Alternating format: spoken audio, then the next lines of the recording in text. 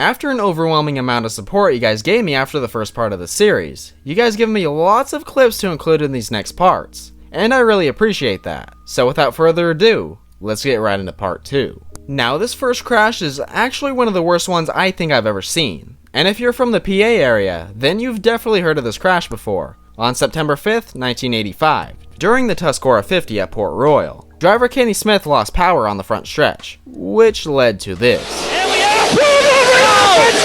A terrible crash! A terrible Oh my crash. God, a big fire on the front stretch! Red flag! Oh no! This is terrible, Randy! Absolutely terrible! Where is Bob Hockenberry? Now this crash didn't just involve drivers. As you guys can see from it slowed down, driver Van May hit the flag stand, knocking the flagman to the ground.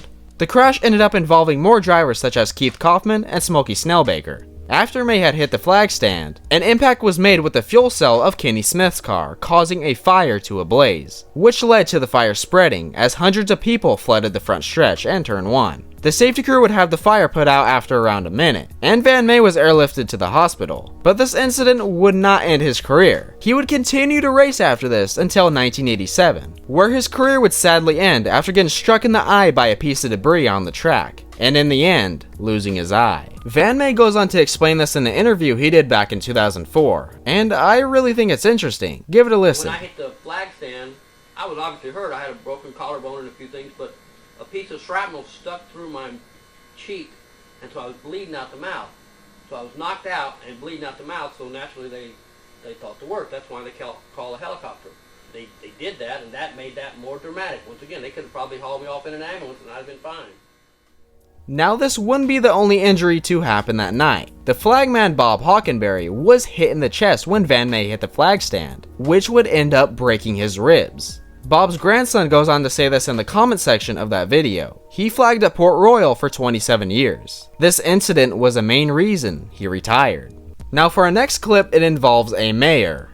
Yeah, like a mayor of a town. Yeah, I was confused too, but here's the clip. They're in 3 and 4, car flipping over, red flag is out. Freddie Raymer, Dylan Cisney, and Zeb Wise all involved.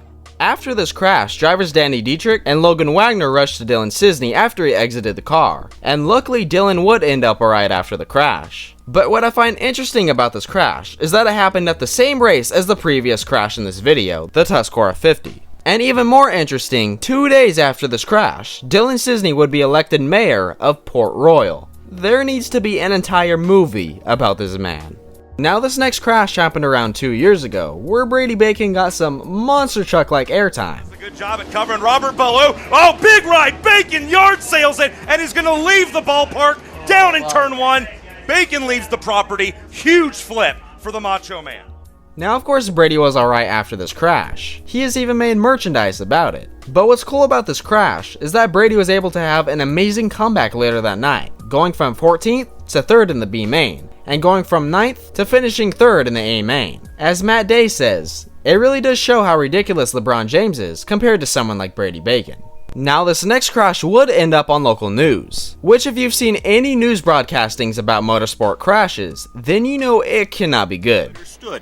Watching a crash in the making. And I seen he wasn't going to clear it. Off camera, they say one car slid into another, flipping both.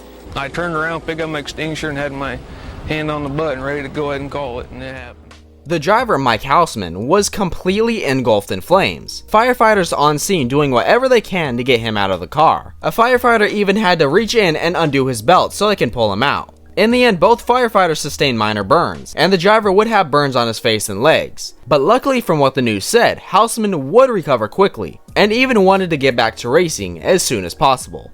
Now for this last clip, you've all most likely seen, as it did just happen almost a month ago. But if you haven't, here it is. Gave a crowd a brilliant Oh my, what a wicked crash for Carson Macino! After this crash, drivers Gio Scelzi, Brad Sweet, and Spencer Baston rushed to Carson. All drivers mentioned and multiple safety crews scrambled around, trying everything they can do to put the flames out and getting Carson out as fast as possible. After around 30 seconds, the fire would spread to the left side of the car, and some even getting on Gio Scelzi. They would fortunately put the fire out after around a minute. As you can see, the safety crew helping Carson out of the car and to the ambulance.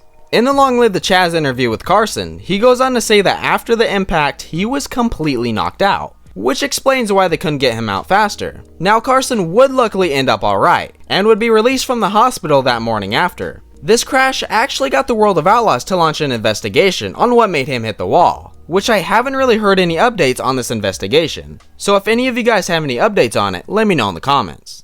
But ladies and gentlemen, that will be it for this video. If you guys have any crashes to suggest for the series, just comment down below, and I'll make sure to check them out. Thank you guys for watching, this is Sprint Car Nation, and I'll see you guys next time.